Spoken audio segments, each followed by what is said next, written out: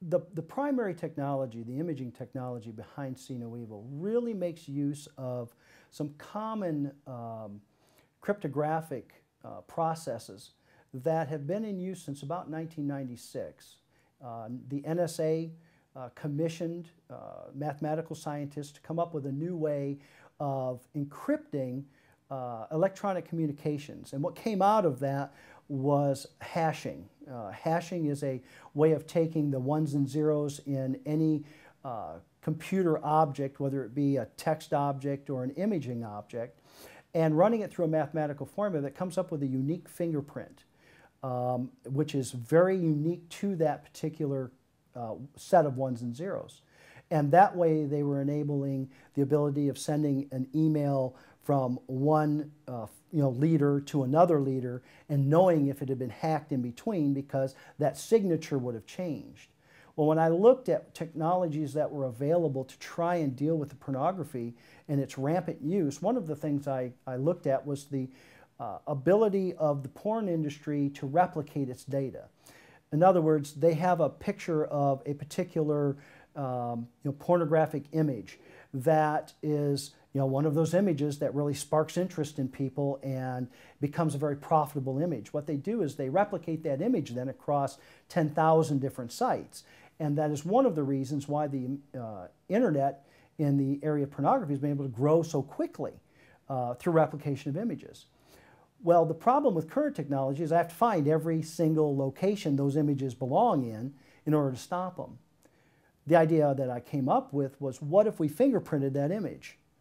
And then whenever we went to a site, we fingerprinted all the images on the site and compared it to a known database of bad images. And if we found the fingerprint, we found that same image, we would then be able to block that site without having to identify that site ahead of time as a pornographic website. We could do it by identifying images through fingerprints.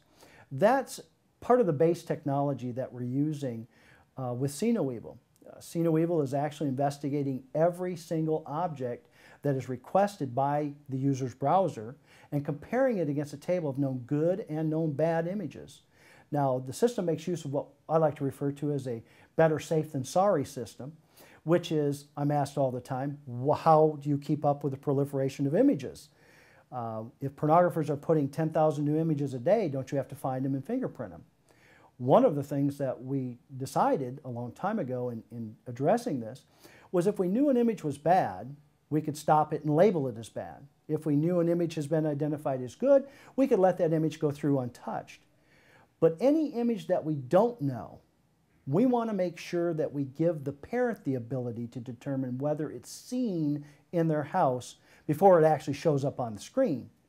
So we take any image that is unknown and we cloak that image, we block it, we cover it over, we send it through, but we don't send it through in its original format. And then we give the user, the parent, tools with which to uncloak that image in various stages, so they can start to see the image develop as they uncloak it and uncover it and determine if it's pornographic or not. If it's not, they can uncloak it completely and whitelist the site for themselves. If it looks like it's a bad image or an image that they don't want their children to see, they can block that site and that image. That's the unique piece that has been missing in the effort to fight online pornography. This deals with what happens when an image gets through. Because with filters, images will always get through because they're always new images. This system takes those images that are coming through and covers them. It's like hiding it, it's cloaking it, it's throwing a blanket over it so that your child isn't just flash exposed to hardcore pornography. It's covered. It's a safe environment until a parent can make the determination, because we believe it's the parent's responsibility and it's the parent's right to determine what's viewed in their home.